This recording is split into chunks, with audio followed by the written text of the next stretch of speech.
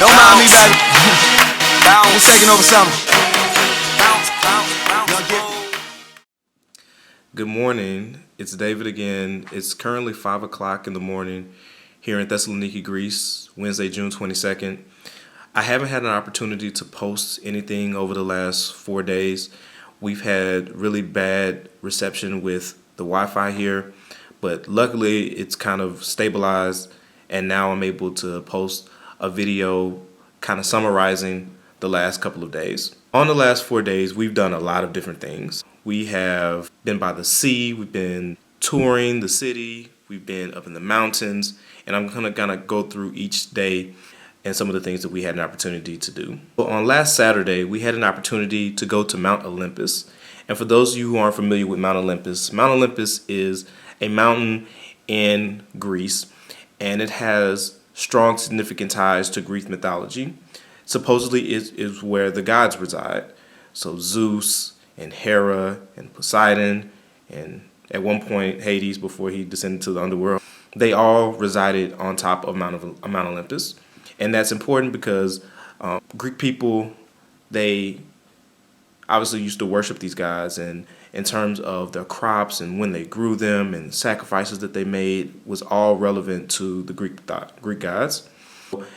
And for me, I always read and studied about Greek mythology. Since I was a young child, I read a book by Edith Hamilton called Mythology, and it just really got me intrigued about just not only Greek mythology, but just mythology from different cultures, but specifically Greek mythology, but especially because it's so popular in American culture in terms of movies and video games, and it's just kind of intertwined in a lot of the things that we've experienced in entertainment. So I always knew a lot about it. So for me, it was always kind of like a little dream for me to be able to see Mount Olympus. And so for me to not only see Mount Olympus, but also to climb Mount Olympus was an amazing, amazing experience.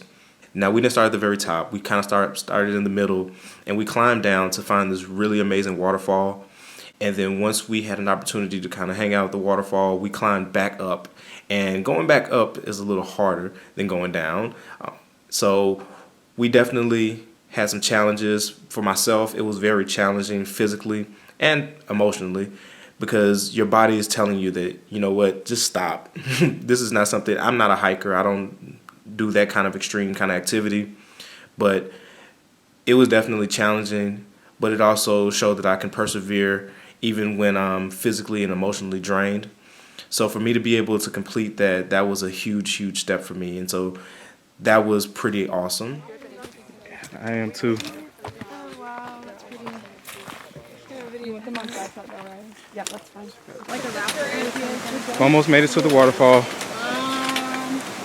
After about, what, we've been hiking for about an hour? So like about 13.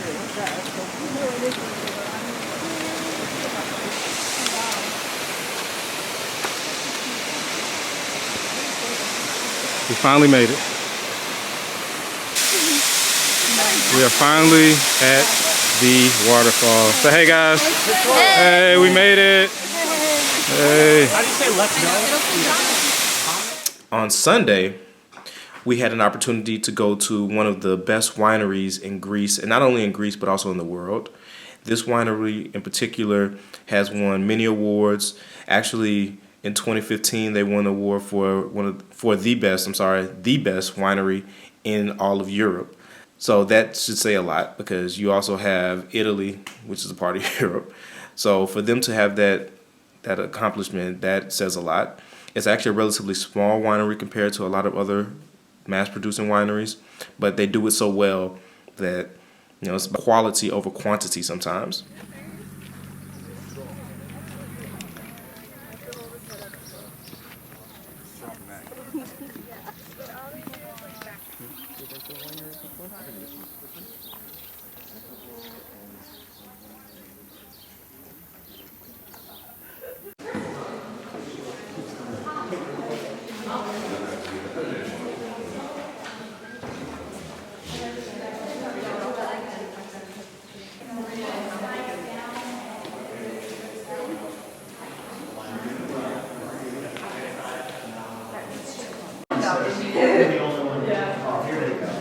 It's one of the best wineries in the world.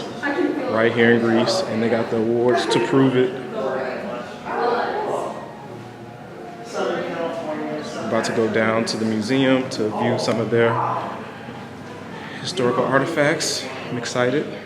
Not much of a wine drinker, but hey, when in Greece.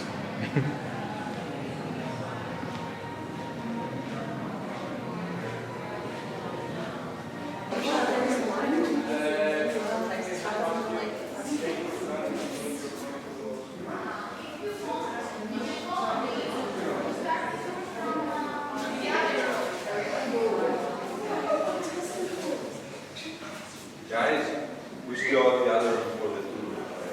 Okay.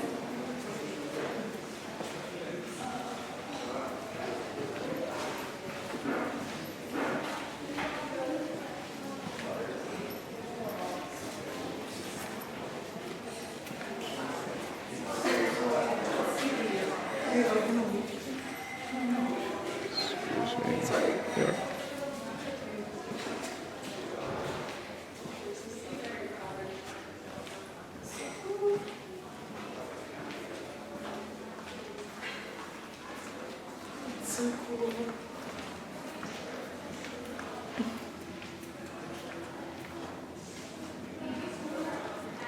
But after we had an opportunity to kind of do some wine tasting and tour their facilities, see how they make their wine and the processes behind it, we went to the beach, had a beach day, had a great time, had some really, really nice strawberry mojitos. It was pretty awesome.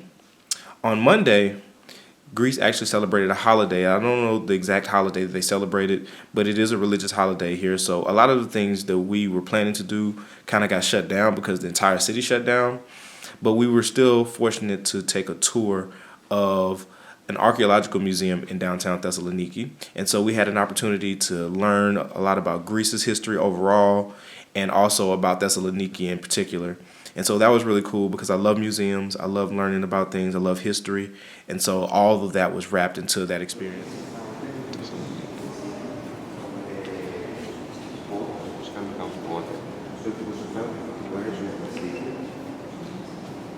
And remember I told you there was always a nice room in the house. This is the mosaic of a nice artist kind of room.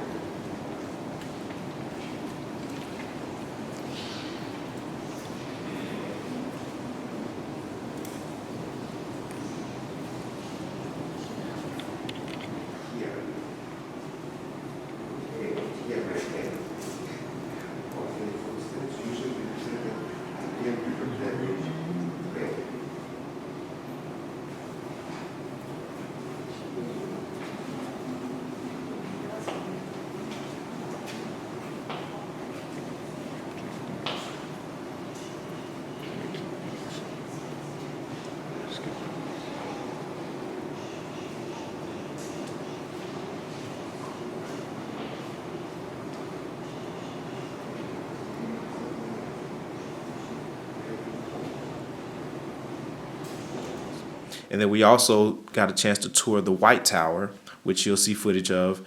And the White Tower used to be a prison, and it was commonly referred to as the Blood Tower because prisoners were executed and the walls apparently ran red with blood. So luckily they painted back over it. That's why they call it the White Tower. So that was pretty cool. So I just walked to the top of the White Tower in Thessaloniki, Greece. This used to be a prison, and they used to call it the Blood Tower because they used to kill prisoners and it was blood running down the walls of the tower, but they repainted it white, so now it's called the White Tower. But this is the Aegean Sea. As you can see, the ships on the sea. It's a beautiful day. And then we have the city of Thessaloniki. As you can see, extended beyond the hills. It's just a gorgeous day, gorgeous sight. It's absolutely amazing. So on yesterday, we had an opportunity to do some island hopping. So Greece has a lot of islands. There's actually, if you see the map of Greece, there are 3 little legs at the bottom of Greece. And around those legs are a bunch of islands and just beautiful water that's from the Aegean Sea. And so we had an opportunity to get on a cruise ship and a sailboat and just kind of go around and tour the different areas on the water. And for me, it was very, very special and very significant because I'm not a swimmer. I didn't learn how to swim growing up, and I didn't really care to learn how to swim as an adult. But I was encouraged by not only my students, but the staff, the captain, to just get out there and try. After much hesitation and just kind of like, no, I'm not going to do this. I can't do this. I decided to actually get in. After I got in, I felt better about myself. I got comfortable being in the water. At first, I was holding on to this little rope that was at the end of the ship. I eventually let that go and started just floating on my own, and eventually started swimming. And it was pretty special because it all happened pretty quickly. And I think it was very surprising to some that I went from not wanting to even be in the water to actually swimming from the ship to the coastline and back. So I can check that off my list that I know how to swim, and I learned how to swim in the Aegean Sea. And now we are preparing to go to Kalamumbaka. We're going to tour the monasteries there, and then we're going to be transitioning to Athens, Greece, which is going to be exciting because they have a lot of historical monuments, and just Athens is one of the largest, if not the largest city in Greece. So we will be doing some traveling over the next couple of days. But I'm glad that I was able to still record over the last 4 days and be able to show you some of the things that we've done. So I just want to just thank you guys again for your support, for your prayers.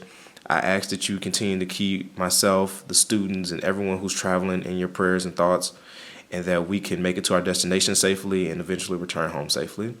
So thank you guys, and I will talk to you soon. Bye.